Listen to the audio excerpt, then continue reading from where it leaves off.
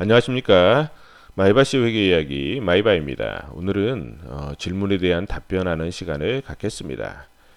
제가 후원자분들께 회계 관련 글을 보내드렸는데 PBR에 대해서 한번 설명해 주십사 하고 이메일이 왔습니다. 그래서 오늘은 PBR을 설명하는 그런 시간을 갖겠습니다.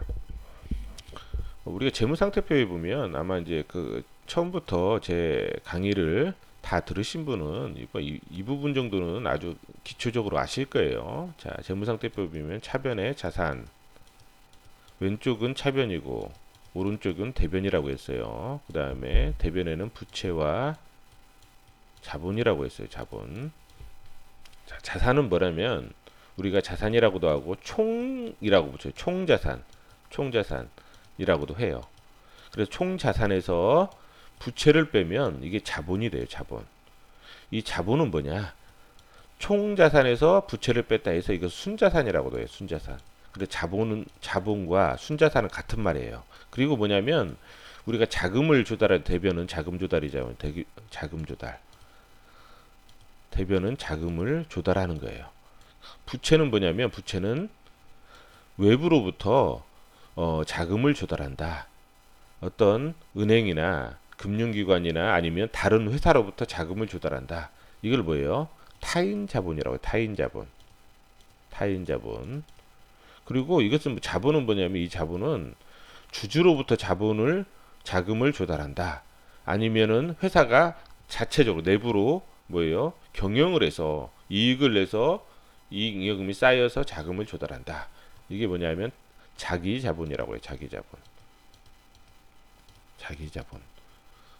즉 뭐냐면 자본은 순자산하고 똑같은 말이고 순자산은 자기 자본하고 똑같은 말이에요. 이거는 알고 계셔야 돼요. 이 정도는 자본은 순자산이다. 순자산은 자기 자본이다.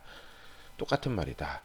PBR은 뭐냐면 이 재무상태표를 보고 우리가 판정을 하는 거예요. PBR은 뭐냐면 P가 뭐냐면 프라이스 가격이에요. 가격. 그쵸? 프라이스. 그다음에 B는 뭐예요? 이게 재무상태표라는 장부예요. 장부. 재무상태표에서 총자산에서 부채를 뺀 이 순자산의 이 장부에 기록되어 있는 가치라는 거예요. 북밸류라고 해요. 장부 가치, 북밸류. R은 뭐냐면 레이쇼라고 해서 비율이라는 거예요. 비율. 그래서 뭐냐면 장부 가치 대비 가격이 얼마나 높게 형성되어 있느냐. 장부 가치 대비 가격이. 즉 이 북밸류 대비 P가 얼마나 높게 형성되어 있는 멀티플을 받고 있느냐. 이런 말이에요. 이 북밸류는 뭐예요? 순자산. 그러니까 뭐냐면 이 순자산은 뭐예요? 자기 자본. 즉 자본, 순자산, 자기 자본 똑같은 말이에요. 자본 대비 가격, 순자산 대비 가격. 그 다음에 자기 자본 대비 가격 똑같은 말이에요. 다. 그러면 자기 자본, 즉 자본 내 가격이 얼마나 높게 형성되어 있는 우리가 ROE는 뭐예요? ROE는 뭐예요? 자본 대비 뭐예요? 이익이잖아요. 이익. 그쵸? 이익. ROE는 자본 대비 이익이에요. 이익. 이것은 에쿼티고 이것은 뭐예요? 리턴이에요. 리턴. 그래서 자본 대비 이익이란 말이에요. 뭐냐면 자본으로 얼마나 이익을 창출하느냐, 자본 수익률을 나타내죠. 자본 수익률이 높으면 뭐예요? 자본에 대한 어때요? 가치를 높게 받는다. 멀티플을 높게 받는다. 자본에 대한 가격이 높아진다. 이런 말이나 마찬가지죠. 그래서 이제 PBR이 갖고 있는 우리 경제적 배경은 뭐냐면 PBR은 이 재무상태표라는 거죠. 재무상태표. 즉 이건 자금 조달이고 자금을 조달해서 뭐예요? 이 자산을 구입한 거죠. 자산을 경제적 부가가치를 창출하는 이 자산을 구입한 거예요. 그래서 뭐 고유의 영업 활동을 하기 위해서 필요한 자산을 구입한다는 게 경제적 배경이에요. 이뭐 PBR에. 그래서 뭐냐면 삼성전자 같은 경우 삼성전자가 보유하는 그 반도체 공정 설비가 있다고 생각을 해봐요. 그러면 만약 포스코가 이 반도체 공정 설비를 산다면 포스코 입장에서는 뭐예요? 고철 그 이상 그 이하도 아닌 거예요. 이 반도체 공정 설비는. 그런데 삼성전자는 이 설비를 통해서 엄청난 부가가치를 창출한다는 거죠. 그렇죠? 그래서 이런 부분이고 그래서 우리가 저번에 펄을 설명할 때 이런 박스를 하나 보고 설명을 했어요. P와 펄은 뭐예요? P와 그다음에 이익이라고 했잖아요. 이익. 그렇죠? 펄은 이건데 P하고 이익을 비교했잖아요. 근데 PBR은 뭐예요? PBR은 P와 즉 가격과 순자산 즉 자기자본 즉 자본, 이건 자본이죠. 자본을 비교하는 거예요. 자, 가격은 뭘 반영하냐면 미래를 반영합니다. 미래를. 그리고 주가는 미래의 현금 흐름의 현재 가치다. 그래서 미래를 반영한다. 순자산 자기자본 즉 자본은 과거를 반영한다. 재무상태표 재무제표는 뭐예요? 재무제표는 회사의 역사다. 역사는 뭐예요? 과거다. 그쵸? 자, 그래서 그 가격은 뭐예요? 인간의 효용을 반영한다. 효용. 그래서 심리에 영향을 미친다. 심리. 그래서 우리가 저번에 하워드 막스의 투자 심리의 사이클에서 보면 심리는 어떤 극단성을 가진다. 극단성. 그래서 양극단으로 움직이는 경향이 심하다. 그리고 순자산, 즉 자본은 뭐예요? 자금 조달 및 이익의 축적을 반영한다. 자금 조달, 자기 자본이라고 했죠. 이건 자기 자본, 즉 내부에서 주주로부터 자금을 조달한다든지 아니면 이익, 즉 경영을 해서 매출 원가에 해주고 손익계산서상 단기 순이익이 발생하잖아요. 이 단기 순이익이 재무상태표의 자본의 이익 잉여금으로 쌓인다는 거예요. 축적이 된다는 거예요. 그래서 자금 조달 및 이익의 축적을 반영한다. 그래서 가격은 뭐예요? 이 순자산, 자기 자본보다 상대적으로, 이게 상대적이라는 거죠. 상대적으로 변화가 아주 빠르다. 순자산, 즉 자기 자본은 뭐냐면 가격보다 상대적으로 변화가 느리다. 가격은 뭐예요? 우리가 주식에 투자하는 순간부터 주가는 눈에 보입니다. 시세판이 실시간으로 보여요. 실시간으로. 자기 자본은 뭐예요? 우리가 과거의 사건이라고 했죠. 과거의 재무제표. 눈에 보여요. 눈에 보인다. 둘 다 눈에 보이기 때문에 PBR은 쉬워요. 상당히 쉬운 거예요. 구하기가. 퍼 같은 경우는 우리가 이익인데 이것은 미래고 이것은 과거잖아요. 근데 이 퍼는 우리가 이 미래 이익을 추정을 해야 되잖아요. 그래서 과거 퍼는 구하기는 쉬운데 미래 퍼는 상당히 구하기가 어렵다. 근데 그랬고 또 자기 자본은 뭐예요? 우리가 이익은 뭐라고 했어요? 회계 이익은 의견이라고 했죠. 의견이다. 그리고 순자산 자기 자본은 뭐냐면 하나의 결과다. 어떤 결과치다. 자금 조달하고 그 다음에 우리가 이익잉여금이 쌓이고 그래서 이 조달된 자금으로 뭐 어때요? 자산을 구입하고 하나의 결과다. 가격은 뭐냐면 이 결과를 보고 하나 선택하는 거죠. 투자자가. 퍼는 뭐 이익을 보고 선택한 거고. 그렇죠. 이 선택이다. 이런 식으로 접근하시면 될 것 같아요.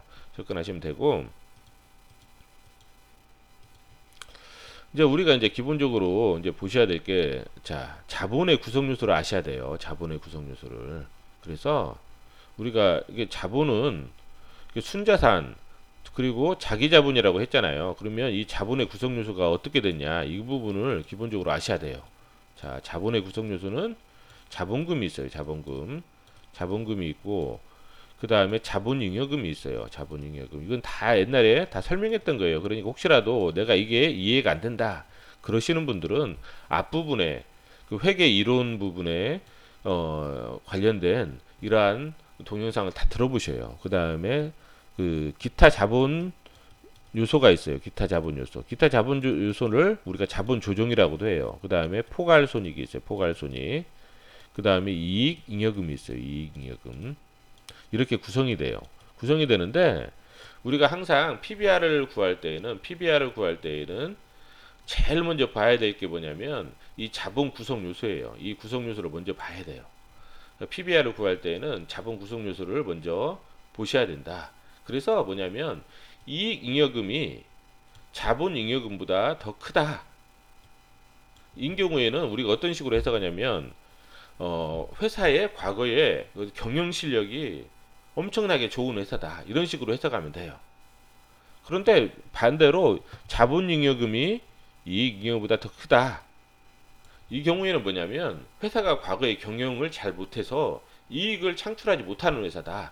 그래서 뭐냐면 이익을 창출하지 못하기 때문에 현금이 부족하잖아요. 현금이 부족하기 때문에 외부에서 자금을 빌리든지 그 다음에 유상증자를 하면서 유상증자를 하든지 해서 자금을 조달을 하면서 주식 장사를 하는 회사다. 주식 장사 이런 회사다. 그래서 유상증자나 전환사채 등을 통해서 자금을 계속 조달하는 그래서 그러한 어떤 주식 장사하는 회사다. 즉 이익잉여금이 자본잉여금보다 큰 회사의 경우에는 뭐냐면 회사가 경영을 통해 이익을 발생시켜서 회사의 자산을 계속 뭐예요? 증가시키는 기본 실력이 있는 회사이기에 우리가 관찰할 만하다. 그런데 자본잉여금, 이익잉여금보다 큰 회사는 뭐냐면 자금 조달, 즉 유상증자나 전환사채 등을 통해서 자금 조달을 통해서 순자산을 증가시킨 그러한 회사다. 이런 회사는 뒤통수를 칠 수도 있다는 거죠. 그다음에 PBR. 이 PBR은 뭐라고 했어요? 아까 장부가 대비 시가라고 했잖아요. 시가. 즉 여기서 이 시가는 기업이 얼마나 효율적으로 우리가 이용해서 투하 자산이에요. 이게 잘못 썼죠. 투자 하산이 아니라 이건 뭐냐면 투하 자산이에요. 투하 자산. 투하 자산 대비 부가가치를 얼마나 창출했는지 측정하는 것이에요. 기업이 얼마나 효율적으로, 즉 시가는 이 시가는 기업이 얼마나 효율적으로 이용해서 투하 자산 대비 부가가치를 얼마나 창출했는지를 측정하는 거예요. 그게 뭐냐면 우리가 ROE잖아요. ROE 같은 경우 자본분의 이익이잖아요. 이 자본은 뭐예요? 순자산이라고 했죠. 순자산은 자기 자본. 그렇죠. 순자산. 얼마나 이 투하 자산을 이용해서 이익을 창출하느냐, 부가가치를 창출하느냐. 즉 ROE가 높으면 뭐예요? PBR이 높다는 거예요. PBR이 높은 기업은 경제적 부가가치를 많이 창출한 기업이고 PBR이 낮은 기업은 경제적 부가가치를 상대적으로 덜 창출한 기업이라고 할 수 있다. 여기서 PBR이 북밸류라고 했잖아요. 북밸류. 여기 북밸류 분의 P라고 했잖아요. 이 북밸류가 어떻게 보면 그 이익잉여금도 반영이 되어 있잖아요. 이 이익잉여금 이런 부분들이 어떻게 보면 이익잉여금도 반영이 되어 있고 자본잉여금, 자본금이랑 다 반영이 되어 있는 그런 부분이란 말이죠. 자, 이런 부분이고 이런 식으로 접근하시면 되고 PBR이 낮다는 것은 뭐냐면 사양산업 이거나 두 번째는 비즈니스 모델이 훼손이 됐다는 의미예요. 세 번째는 뭐냐면 업황이 안 좋은 거다.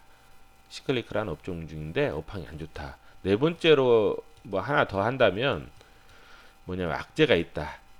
악재가 있기 때문에 어떤 가격이 좀 떨어졌다. 그렇죠. 장부가 대비. 예, 그래서 한 네 가지 정도로 이렇게 보시면 될 것 같아요. 사양산업이다. 비즈니스 모델이 훼손됐다. 그 다음에 업황이 안 좋은 시크리컬한 업종이다. 그 다음에 악재가 있다. 이 정도 네 가지 정도로 좀 보시면 될 것 같고 우리가 저번에 그 하워드 막스의 투자 심리 사이클이라는 그 영상이 있을 거예요. 그 영상이 우리가 맨 뒤에 보면 밸류를 그 보는 기본적인 시각에서 제가 이제 그래프를 하나 그려드렸어요. 뭐냐면 가로가 시간축이고 세로는 뭐예요? 세로는 이건 이익 가중치 이것은 뭐예요? 자산 가중치 순자산 가중치라고 했어요. 그래서 이건 과거, 현재, 미래. 그렇죠? 그래서 PBR 할 때는 뭐예요? 과거, 자산 가중, 순자산을 보는 거라고 했죠. 순자산을 보고 100%, 순자산을 보고 뭐예요? 과거에서 과거를 보는 거예요. 이 과거를 보는 거예요. 과거의 재무상태표를 보고 어때요? 순자산을 계산하는 거고 그 다음에 턴어라운드는 뭐예요? 업황이 안 좋을 때는 비즈니스 모델이 훼손되면 뭐예요? PBR이라고 했죠. PBR을 보고 그쵸?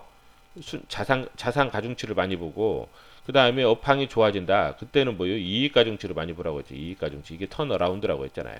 그쵸? 이제 이런 부분 설명을 드렸어요. 이런 관점을 기본적으로 알고 계시면 이건 당연하다 생각이 들 거예요. 이런 부분들은 당연하다. 자, 그 다음에 그래서 성장을 하는 회사의 투자는 우리가 성장을 하잖아요. 성장을 이렇게 턴어라운드 같은 성장을 하는 회사 같은 경우는 뭐냐면 이익의 가중치를 많이 보고 투자를 하는 거예요. 우리가 ROE, 퍼도 뭐라고 했어? ROE와 퍼도 여기도 과거의 이익과 미래의 이익까지도 이렇게 보고 투자를 한다고 했잖아요. 그쵸? 그래서 뭐냐면 약간 뭐 성장하라는 회사의 투자는 이익의 가중치를 두고 이제 하게 되는 거고, 이익이 성장하면 뭐예요? 이익에 대한 주가의 멀티플을 많이 받게 돼요. 여기에 이익의 성장 속도가 더 가파르면 멀티플이 더 커지는 거죠. 여기에 이익 성장의 지속성이 있으면 멀티플이 훨씬 더 커집니다. 이러다가 회사의 펀더멘탈 이상의 멀티플을 받게 되는 거죠. 때로는 뭐냐면 성장하는 회사 같은 경우는 펀더멘탈 이상의 주가 수준을 유지할 때가 많아요.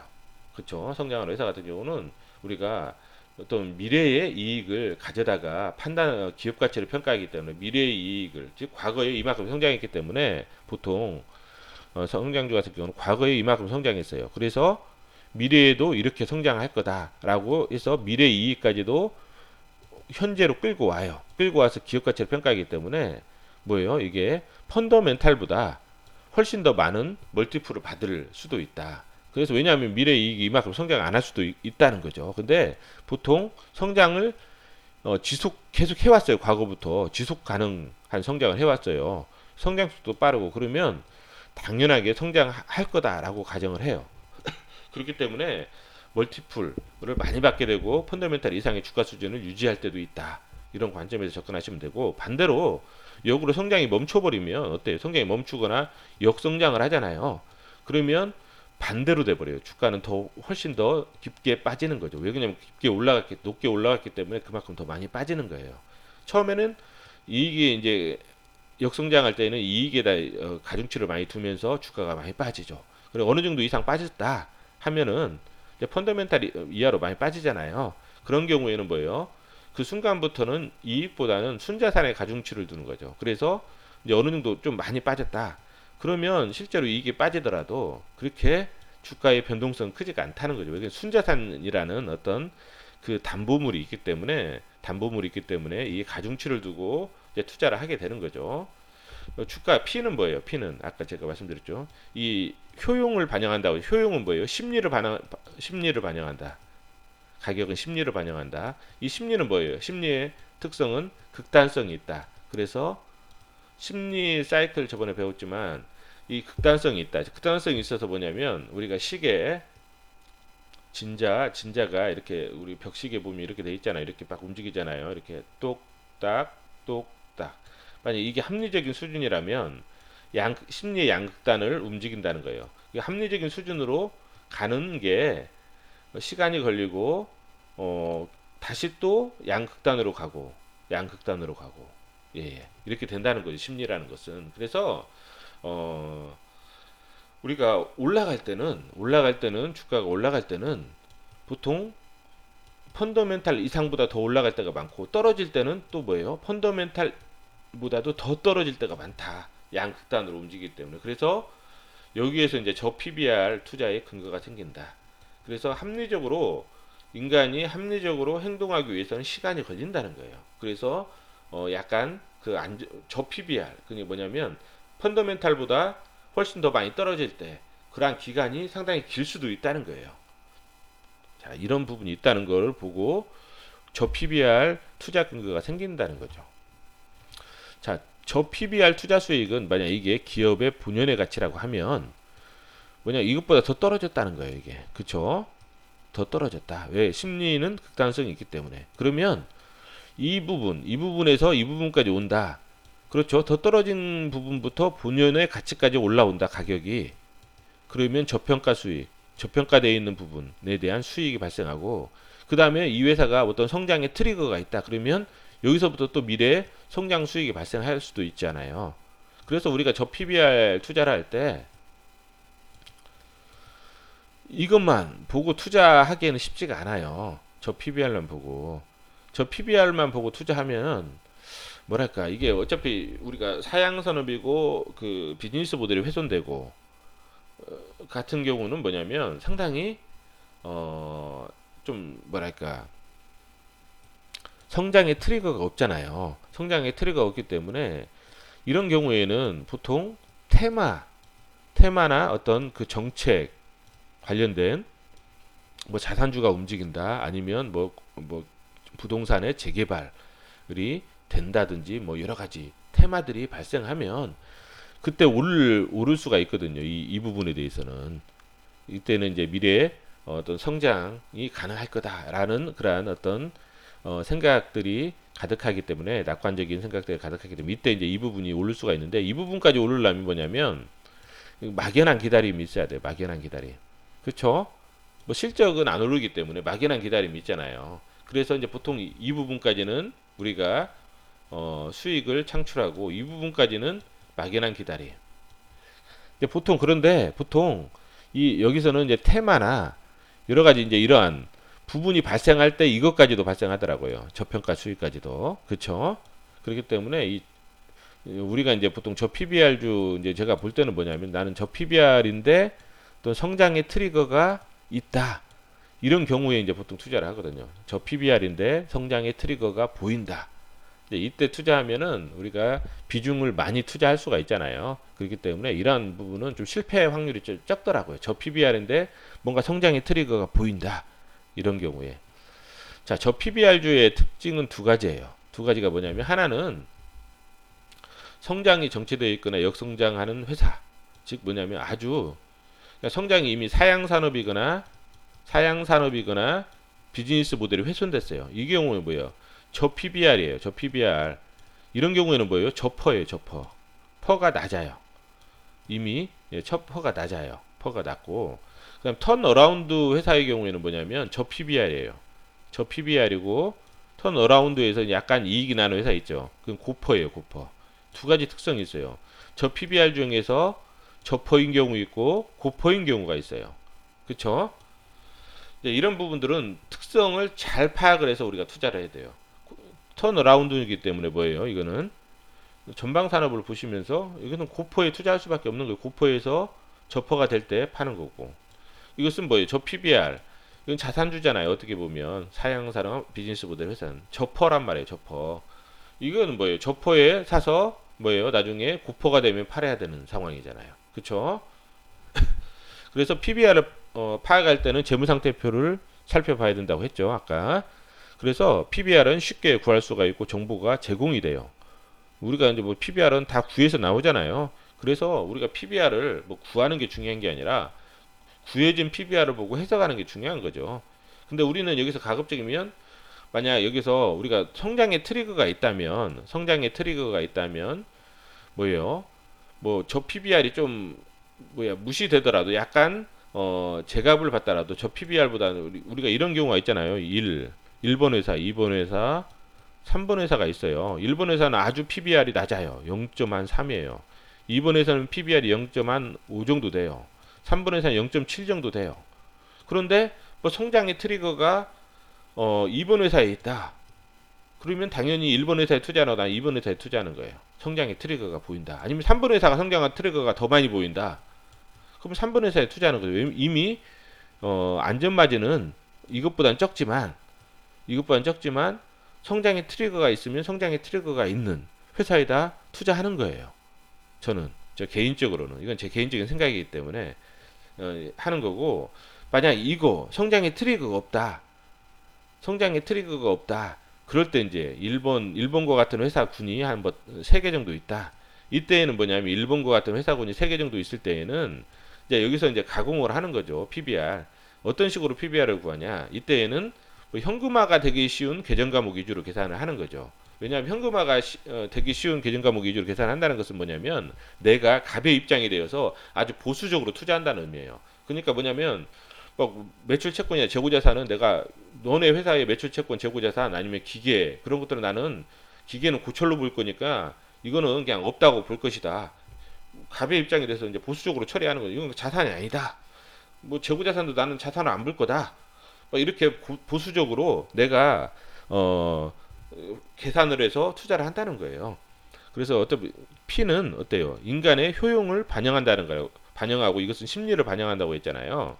그래서 극단성이 있다고 했어요. 그래서 저 PBR주는 소외의 극단에 있을 수가 있어요. 이게 소외된다는 거죠. 소외된다는 것은 뭐예요? 그만큼 살려고 하는 사람이 없다는 거잖아요. 살려고 하는 사람이 수요가 적다. 이 주식에 대한 수요가 적다. 그럼 뭐예요? 소외가 됐다는 거잖아요. 그러면 회사 입장에서는 뭐예요? 공급자라고 한다면 어때요? 초과 공급이나 마찬가지잖아요. 살려고 하는 사람이 소외가 됐기 때문에. 그럼 뭐예요? 투자 여부를 결정하는 투자자는 갑의 위치가 될 수가 있는 거예요. 따라서 갑의 입장에서 설 수 있기 때문에 회사를 보수적인 관점에서 기업 가치를 제시해서 인수 가격을 제시를 해야 되는 거예요. 기업 가치를 평가해서, 여기서는 잠깐만요. 이것도 하나 고칠게요. 평가해서 고쳐 놓으셔요. 평가해서 인수 가격을 제시하는 거예요. 내가 필요한 것은 현금성 자산, 현금 관련 자산이 돼요. 왜냐하면 이 회사가 아주 만약 회사의 문을 닫는다고 하더라도 현금은 남잖아요. 그래서 현금 관련 자산만 보고 나는 투자하겠다. 그래서 왜냐하면 저 PBR 관련 회사는 비즈니스 모델이 훼손됐을 확률이 크기에 이익을 창출하는 기기장치 등은 기기장치 등 설비 투자 자산을 이제 고철로 보고 접근한다는 거죠. 따라서 자산은 현금, 금융자산, 부동산 정도로만 현금 및 현금성 자산, 금융자산, 부동산 정도로만 자산을 보고 더 많지만 다른 것들은 전부 다 그냥 빼겠다. 자산으로 보고 그 다음에 매입 채무 같은 경우는 만약에 매출 채권이 있다. 그럼 매출 채권이 더 크다. 그럼 매입 채무는 매출 채권과 상계 처리하고 그 다음에 재고 자산이 선수금보다 더 크다. 그러면 선수금은 재고 자산과 상계 처리를 해버린다는 거죠. 즉 부채에서 매입 채무와 선수금을 차감을 하는 거예요. 부채에서 이런 식으로 순자산을 내가 구할 때 현금과 금융자산, 부동산 자산을 합치고 그 다음에 부채에서 매입 채무와 선수금을 빼버린다는 거죠. 그래서 이 자산에서 이 부채를 빼서 자산을 평가한다는 거죠.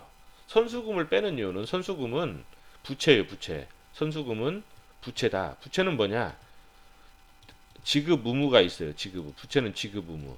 선수금은 뭐냐면 돈을 미리 받았어요. 현금을 미리 받았고 무엇을 지급할 의무가 있냐면 재고자산을 지급할 의무가 있어요. 그래서 재고자산이 있으면 재고자산과 상계 처리를 하면 되는 거예요. 선수금은 뭐냐면 재고자산을 지급한다는 것은 뭐예요?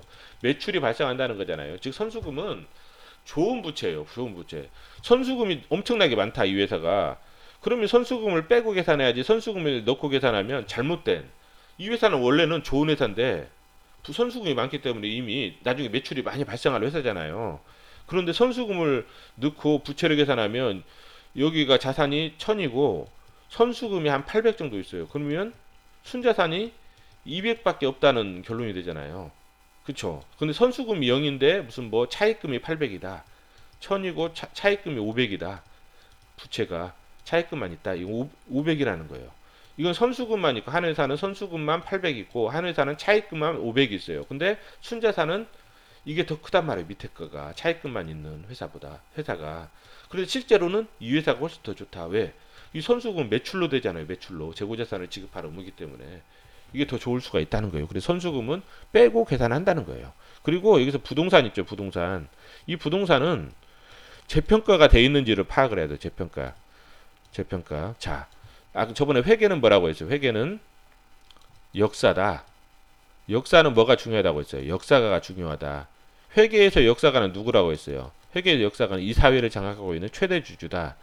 그래서 회계는 최대 주주가 의사가 반영될 수밖에 없다. 자, 재평가 잉여금은 최대 주주가 하고 싶으면 하고 하기 싫으면 안 하고 최대 주주의 어떤 의사가 반영이 된단 말이에요. 그쵸?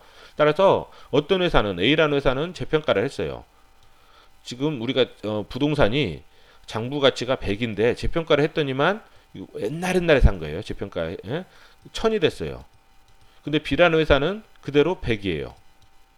그러면 PBR이 둘 다 0.5예요. 둘 다 0.5인데 이건 재평가에서 0.5고 이것은 재평가를 안 했는데 0.5예요. 그러면 어때요? B라는 회사가 훨씬 더 저평가돼 있죠. 그러니까 재평가를 한 회사들을 우리가 찾아야 돼요. 보면 비교해서 우리가 선택을 할 거면 그러면 재평가를 어떻게 찾냐? 손익계산서에 포괄 손익계산서에 포괄 손익이 있는지 살펴보든지 자본 변동표에 포괄 손익이 있는지를 살펴서 재평가 잉여금이 있는지를 관찰해야 돼요. 그리고 여기서 이제 우리가 또 재평가 안 했다면 부동산 같은 경우는 뭐예요? 부동산 같은 경우는 더 메모를 해 놓으셔요. 여기다가 여기냐면 제가 이제 이 글을 보내준 것은 밑에다 다 쓸 수 있어요. 메모를 해 놓으셔요. 부동산은 뭐예요? 보유기간을 따져봐요. 보유기간을 따져서 제가 이거를 깜빡 잊고 안 쓴 것 같아요. 보유기간을 따져서 보유기간이 길면 길면 길수록 뭐예요? 장부 가치가 더 적다는 의미가 돼요. 왜냐하면 땅 같은 경우는 항상 기준 개별 공시지가가 올라가요. 해마다 거의 올라가기 때문에 땅값은 올라간다고 보시면 돼요. 그렇기 때문에 보유기간이 긴다는 것은 뭐냐면 그만큼 땅값하고 장부 가치하고 차이가 크다는 거죠. 그렇죠. 그래서 이런 부분들을 고려해서 PBR을 구하시라. 이렇게 구하시고 그래서 이거는 좀 메모를 해 놓으시라. 이건 좀 이 부분은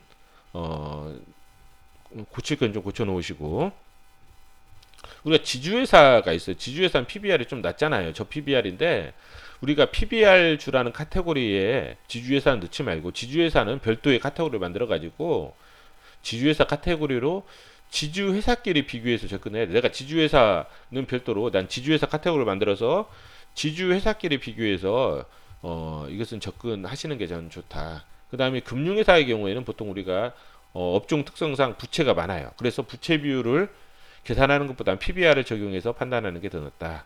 이렇게 하시면 되고 그리고 저 PBR도 접근할 때 가장 성공할 확률이 높은 방법은 뭐냐면 PBR이 낮다는 것은 뭐예요? 주가가 하방으로 경직돼 있어요. 이렇게 하방으로 더 이상 안 내려가요. PBR이 낮으면 이게 이제 보통 회사의 어떤 PBR로 했을 때 PBR이 1이다. 근데 현재 한 PBR 한 0.3이다. 그러면 이제 주가가 더 이상 떨어지기가 쉽지 않다고요. PBR 0.3 이렇게 0.3이다. 떨어지기가 쉽지 않아요. 그러면 뭐냐 떨어지더라도 뭐 30% 내외에 30% 내. 이 정도는 솔직히 뭐 부담 감수할 수 있는 거예요. 항상 투자를 하면 30% 정도는 내가 손실을 감수할 수 있는 거예요.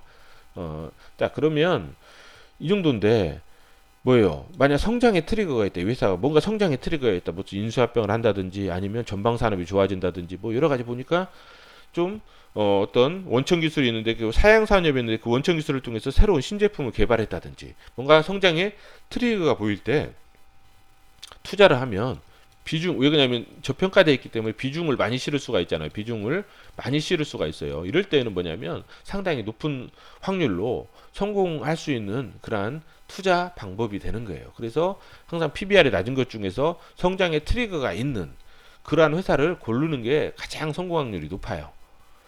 성장의 트리거를 어떻게 하냐?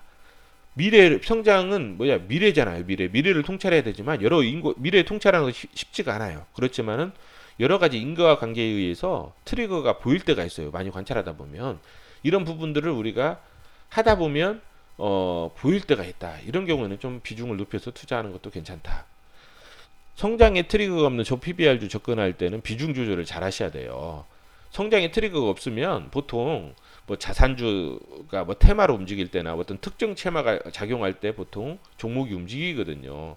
회사가 뭐 부동산을 가지고 있는데 부동산 재개발 이슈나 뭐 정책 관련 테마로 엮일 때 시세를 줄 수 있습니다. 그래서 이건 막연한 기다림이 있을 수가 있어요. 막연하게 기다려야 돼요. 뭔가 막연하게 기다려야 되고 좀 투자 실력을 쌓는 데에는 좀 PBR 관련주에 투자하는 것은 그게 좀 투자 실력을 쌓는 데에는 그렇게 크게 투자 실력은 쌓이지는 않는 것 같아요. 물론 이제 공부를 많이 하신 분들은 쌓이겠죠. 저 PBR주 투자하신 분들도 왜냐면 저 PBR주에 투자하셨다는 것은 뭐냐면 그만큼 많은 통찰과 고민과 해서 공부를 통해서 단순하게 이렇게 심플하게 투자하시는 분들은 공부를 많이 하셔야 통찰력이 있는 분들이지만 보통 우리가 숫자만 보고 투자하시는 분들이 있다고요. 제가 말씀드리는 그분들을 말씀드리는 거예요. 그분들 같은 경우는 공부가 잘 안 되죠. 왜냐면 이거 숫자만 보고 투자하기 때문에. 근데 이제 여러 가지 어떤 것들을 고려한 상태에서 투자 방법을 심플하게 만들어 가지고 투자한 분들은 내공이 있기 때문에 기다릴 수가 있어요. 기다릴 수가 있는데 그렇지 않고 그냥 숫자만 보고 투자하신 분들은 기다릴 수가 없어요. 이게 쉽지가 않아 이게 막연한 기다림인데 기다릴 수가 없어요. 이게 상당히 인간의 어떤 인간의 어떤 본성을 초월을 하는 어떤 인내력이 있어야 저 PBR주는 좀 성공할 수 있을 것 같아요. 그리고 턴어라운드 관련 저 PBR주 같은 경우는 전방 산업을 연구하면 막연한 기다림을 줄여줄 수 있어요. 왜냐하면 성장의 트리거, 전방 산업이 좋아질 만할 때 이제 보통 투자의 적기가 될 수 있기 때문에 그때 투자하면은 시간을 많이 줄일 수가 있어요. 처음부터 막 업황이 뭐 성장기 때 막 성숙기 때 막 쇠퇴기로 떨어질 때 막 투자해버리면 떨어지는 순간에 막 투자할 때보다는 쇠퇴기에서 다시 도입기로 갈 때 뭔가 전방 산업이 변동이 있을 때 영업활동 현금 흐름이 어떤 턴어라운드가 될 때 이때 투자하면은 훨씬 시간을 줄여줄 수가 있다는 거죠. 그렇죠. 그래서 우리가 오늘은 PBR에 대해서 한번 살펴봤는데 우리가 PBR을 구할 때 우리가 종목 PBR도 있지만 이 종목을 넓히면 어떻게 돼요? 종목을 넓히면 코스피도 PBR이 있어요. 코스피도 여러분들은 코스피 PBR 들어보셨나요? 한번 많이 아마 들어보신 분들 좀 오래 투자하신 분들은 이거를 구하시는데 뭐 이제 뭐 초보이신 분들은 아마 좀 처음 들어보실 수도 있고요. 여기 보면 코스피 PBR이 있어요. 이게 뭐냐면 제 강의 노트 저장소거든요. 여기 보면 코스피 PBR 한번 들어가 볼게요. 이런 부분이 있는데 지금 잠깐만요. 약간 좀 더 크게 한번 볼게요. 네, 코스피 PBR인데 2019년 4월 달에 보면 코스피가 0.95예요. 0.95. PBR이 0.95인데 우리 시점을 한번 돌려볼게요. 2004년부터 한번 볼게요. 자, 0.95잖아요. 0.95인데 자,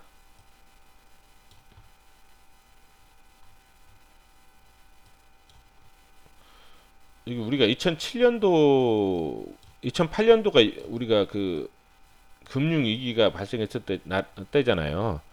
0.94예요. 그러니까 뭐냐면 지금 0.95잖아요. 0.94면 금융위기 리먼 브러더스 관련 금융위기가 발생했을 때 0.94였단 말이에요. 그러니까 지금은 어때요?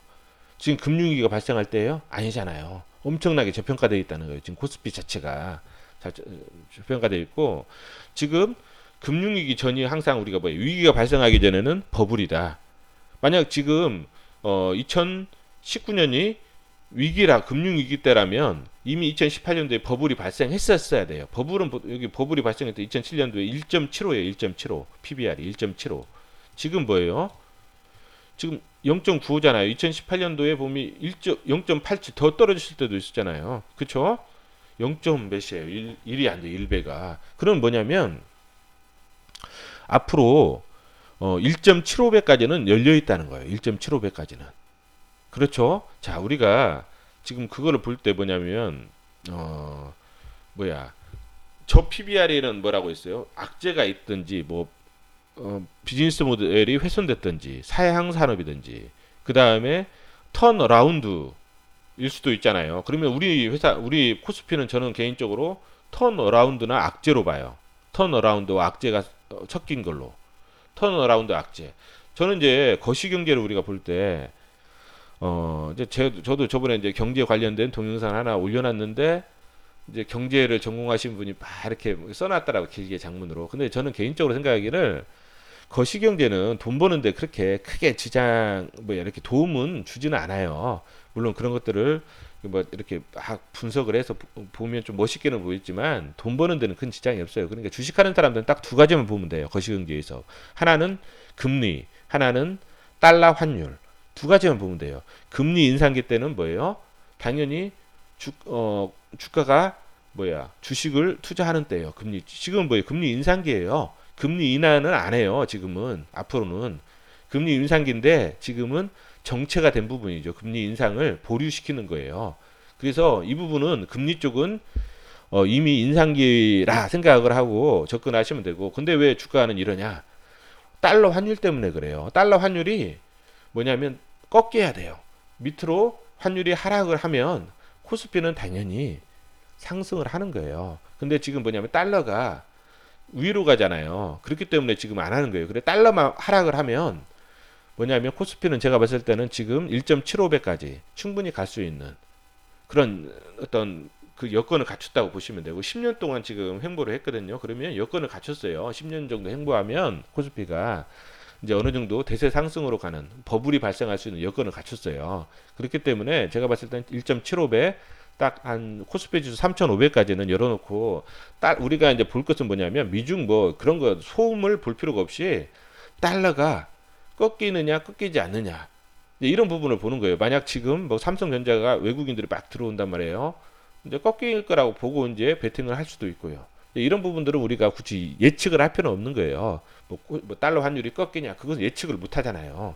예측을 할 필요 없이 이제 금리는 계속 인상기고 달러만 꺾이면 당연히 나는 코스피 3,500을 보고 가겠다. 이런 생각을 하고 하는 거예요. 그래서 계속 시장이 머무르면서 관찰을 하셔야 돼요.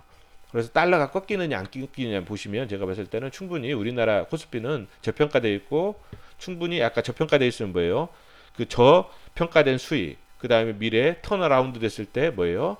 또 미래 성장 수익까지도 얻을 수 있는, 그래서 코스피 3,500까지 보고 좀 그런 포지션을 가지고 투자를 하시는 게 좋지 않나, 이제 그런 생각을 해요. 그래서 항상 자산 배분이라는 게, 우리가 자산 배분을 할 때 기본은 금리하고 달러를 보고 자산을 배분하는 거예요.